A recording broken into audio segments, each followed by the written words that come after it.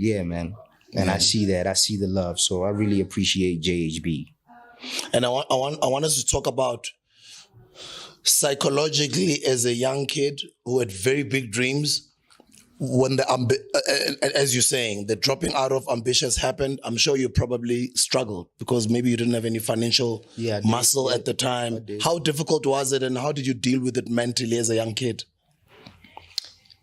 You know, when I think about it right now, I feel like I didn't give myself the chance to deal with it then when it was happening.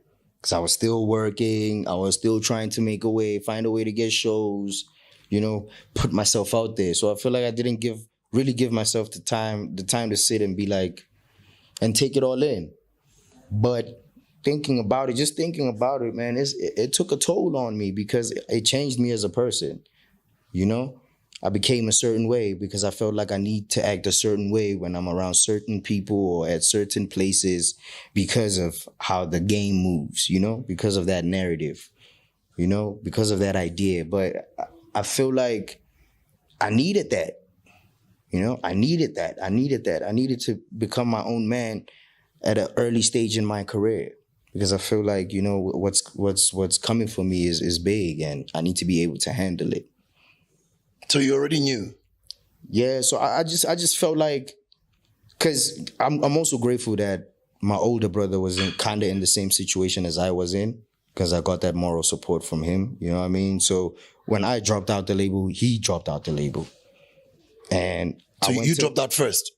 Actually, they dropped out first. Oh, okay. Benchmark dropped out first, and I was like, okay, cool. If the bros are dropping out, I'm out. You know what I mean? If I have to choose between Ambitiouz and my brothers, I'm choosing my brothers. So I was out.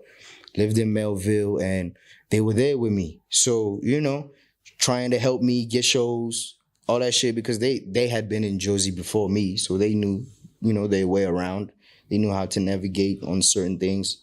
So, yeah, man, it was like starting over.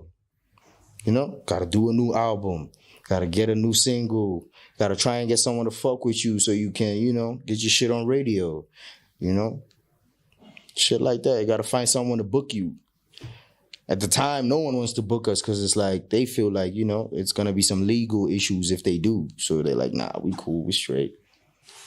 So it was a crazy time for me, man. And you didn't have any issues, nah? Nah, I mean, I did a little bit. You know what I mean? I did a little bit because you know what money does. So there were a few people who fell back.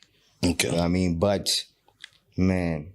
Shout out Batukara. Is it Batukara? Batukara, yeah. Man, shout out that man. From Lisedi FM. Yeah. That's my guy. Batukara. Shout out that man because that man put us on. He was the only guy who was like, yo, I don't give a fuck. I'm going to book you niggas. Come to Bloom. You know what I mean? I'm going to give you some paper so you can be straight till you get your feet right, man. Yeah, yeah. Most of the time we were gigging out in Bloom, you know, doing the same fucking shit. But it was like, yo, we're back on the road again without Ambitiouz. But I also want to big up Ambitiouz because I always say, even people that we started working with what now is Motherland. At the time, they were Ghetto Rough. Obviously, we had our issues.